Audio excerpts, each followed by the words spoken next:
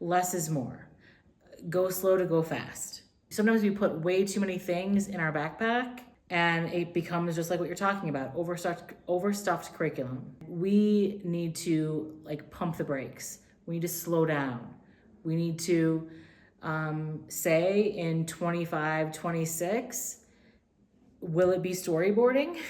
Will we use storyboarding as a vehicle to make our learning targets better?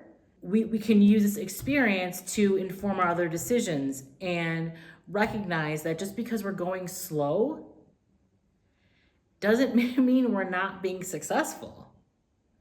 We're being successful when we're responsive, just like a teacher being responsive to her students, right? So we all need different things. And I think watching teachers work together, watching them have collaborative conversations where they are not wasting time having side conversations around things that are not this, they are returning to their practice. They are, I'm hearing them talk about examples in their class, and they don't all work in the same division, they're not all teaching the same thing, but they're learning from one another through these collaborative conversations.